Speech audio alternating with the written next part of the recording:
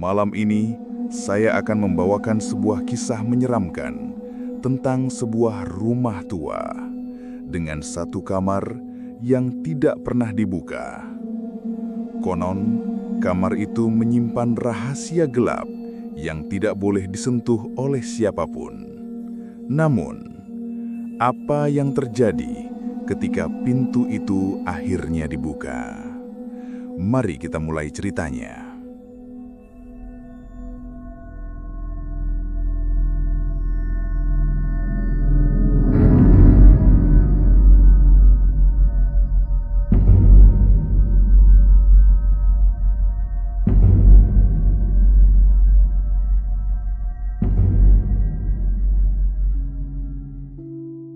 Kisah ini bermula dari sebuah keluarga muda, seorang ayah, ibu, dan anak perempuan mereka yang masih berusia 6 tahun.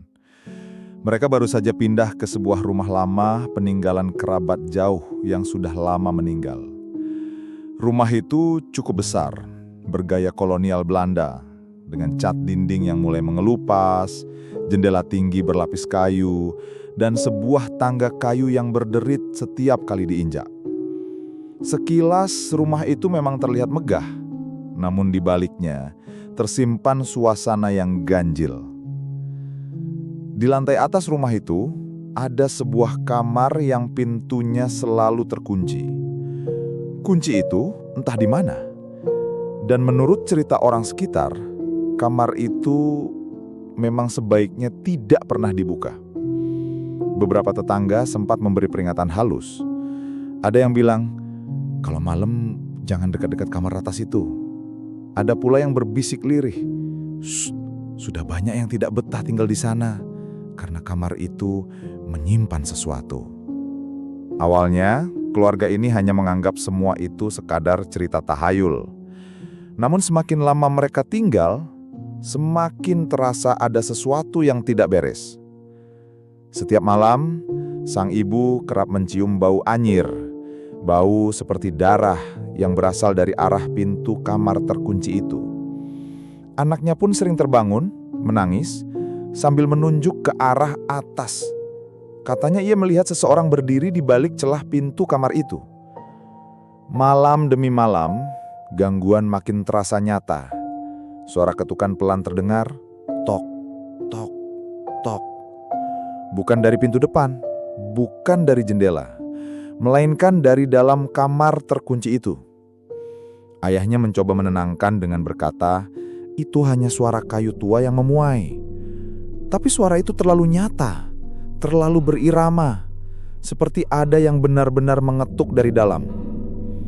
Sampai suatu malam, sang ibu bermimpi buruk. Dalam mimpinya, ia melihat seorang perempuan dengan wajah pucat, rambut panjang kusut, berdiri di dalam kamar itu. Perempuan itu tersenyum samar, lalu perlahan berjalan mendekat, mengintip dari balik celah pintu itu. Saat sang ibu terbangun dengan terengah, ia mendapati pintu kamar terkunci itu masih bergetar pelan, seperti baru saja ditutup dari dalam. Kisah ini bermula dari sebuah keluarga muda, seorang ayah, ibu, dan anak perempuan mereka yang masih berusia 6 tahun. Mereka baru saja pindah ke sebuah rumah. Beberapa hari setelah kejadian mimpi buruk itu, suasana rumah semakin tidak tenang. Anak mereka yang masih kecil, bernama Naya, mulai sering berbicara sendiri. Saat ditanya, ia hanya menjawab sambil tersenyum. "Aku lagi main sama kakak yang tinggal di kamar atas." Orang tuanya terdiam. Mereka tahu kamar itu selalu terkunci. Tidak mungkin ada orang di dalamnya. Tapi Naya semakin sering menyebut kakak itu. Bahkan sampai tertawa-tawa sendiri di malam hari. Gangguan berikutnya terjadi saat lampu rumah mendadak padam. Tapi anehnya, hanya lampu yang berada di sekitar kamar atas yang mati. Lampu ruangan lain tetap menyala. Dalam gelap, sang ibu mendengar suara langkah kaki. Duk, duk, duk. Langkah itu jelas sekali berasal dari dalam kamar terkunci. Pelan tapi teratur, seolah ada seseorang yang sedang berjalan mondar-mandir.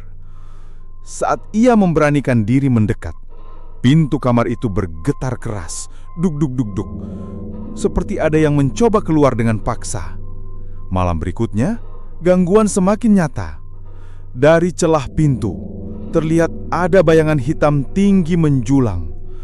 Bukan bayangan anak-anak, bukan pula bayangan manusia normal.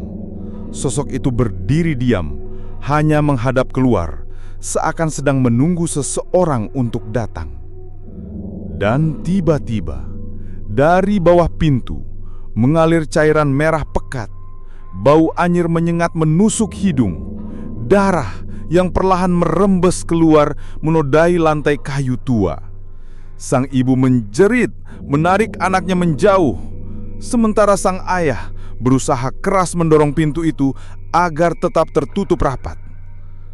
Namun, yang lebih mengerikan, saat mereka menoleh ke arah Nyaya, anak itu sudah tersenyum sambil berkata pelan, "Kakak sudah hampir keluar."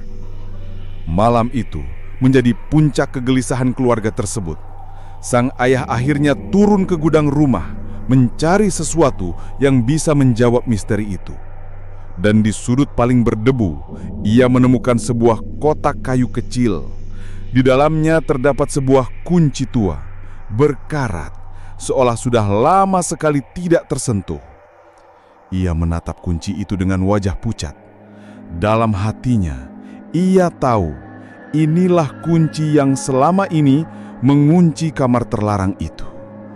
Bahwa kini, pintu yang selama ini terkunci sebentar lagi akan terbuka. Malam itu, suasana rumah terasa semakin mencekam. Hawa dingin menusuk hingga ke tulang. Lampu-lampu mulai berkedip, seolah menolak untuk menyinari kamar itu. Dengan tangan gemetar, sang ayah perlahan memasukkan kunci tua ke lubang pintu. Klik, krak, suara logam berkarat terdengar begitu jelas di keheningan malam. Dan ketika pintu itu terbuka, aroma busuk yang begitu menyengat langsung menyeruak keluar. Bukan bau debu, melainkan bau anyir bercampur bau daging busuk. Narator menggambarkan suasana kamar itu. Gelap, dingin, dinding-dindingnya penuh coretan tangan, bercak hitam, dan bekas cakaran. Seakan-akan seseorang pernah dikurung lama di dalam sana. Di pojok ruangan ada sebuah kursi goyang tua. Kursi itu bergerak perlahan, berderit, klik, krak. Padahal tidak ada angin sama sekali. Dan di atas kursi itu ada sebuah boneka rusak. Wajahnya kotor, matanya tinggal satu, dan mulutnya sobek hingga ke pipi. Boneka itu menghadap langsung ke arah pintu, seolah sudah menunggu keluarga itu sejak lama. Setelah kamar terbuka, gangguan semakin parah. Malam itu, terdengar suara tangisan perempuan dari dalam kamar. Tangisan lirih berubah menjadi teriakan marah. Pintu-pintu kamar lain terbanting sendiri. Jendela terbuka menghantam dinding. Yang lebih menyeramkan, anak mereka, Naya, tiba-tiba menghilang. Orang tuanya panik mencari ke seluruh rumah. Dan ketika mereka kembali ke kamar terlarang itu, mereka menemukan Naya sedang duduk di lantai, tepat di depan kursi goyang. Matanya kosong menatap ke arah boneka. Bibirnya berbisik, "Kakak sudah kembali." Sang ibu berlari, memeluk anaknya dan menariknya keluar dari kamar. Namun, saat ia menoleh ke belakang, di cermin retak yang tergantung di dinding kamar itu, terlihat sosok tinggi hitam berdiri tepat di belakangnya. Sosok itu tidak ada di dunia nyata, hanya terlihat di cermin. Rambut panjang menutupi wajahnya, Tubuhnya kurus menjulang, tangannya panjang hingga menyentuh lantai.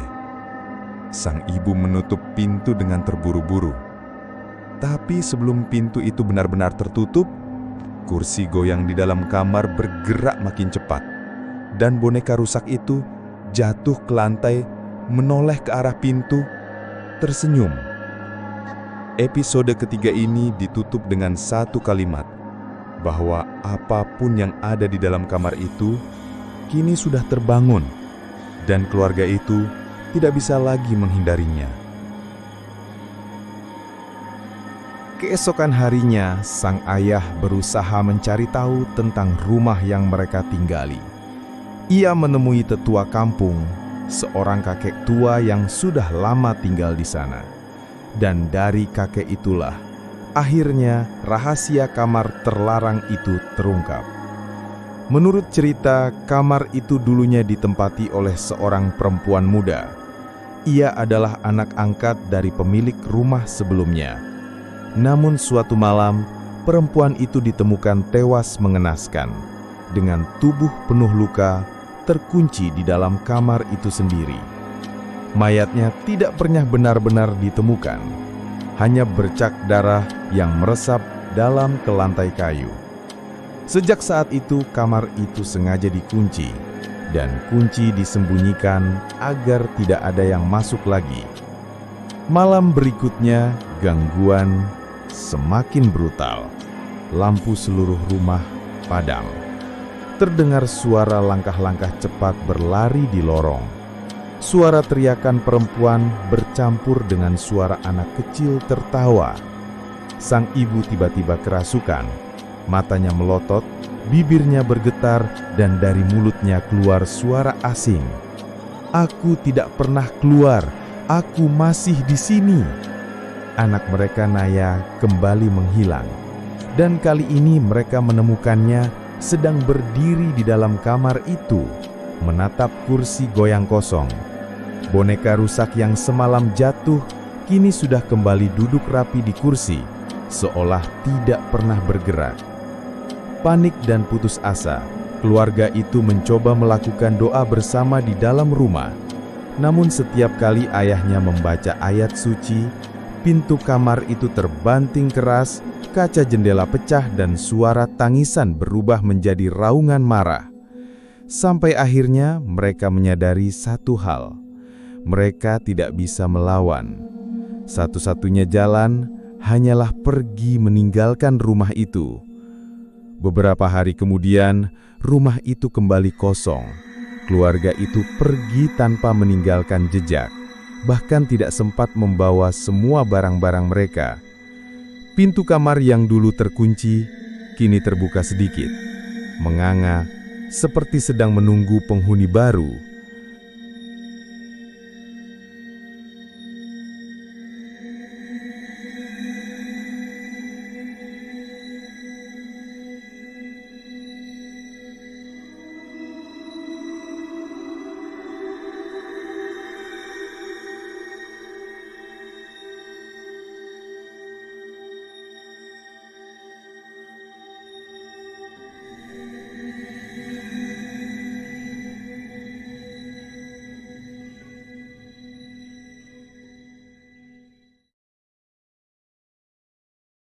Dan begitulah kisah tentang kamar yang tidak pernah dibuka. Sebuah cerita yang mengingatkan kita bahwa ada tempat-tempat yang sebaiknya tidak kita ganggu, karena apa yang tidur di dalamnya bisa saja sedang menunggu untuk terbangun. Ingatlah, tidak semua pintu harus dibuka, karena terkadang di balik pintu itu bukanlah ruang kosong, melainkan sesuatu yang lebih mengerikan dari yang kita bayangkan. Kalau kalian suka dengan cerita ini, jangan lupa like, komen, dan subscribe untuk mendukung channel ini agar tetap semangat menghadirkan kisah-kisah horor paling mencekam. Aktifkan juga lonceng notifikasinya supaya kalian tidak ketinggalan cerita seram berikutnya. Sampai jumpa di kisah horor berikutnya. Selamat malam dan hati-hati Jangan sampai salah membuka pintu.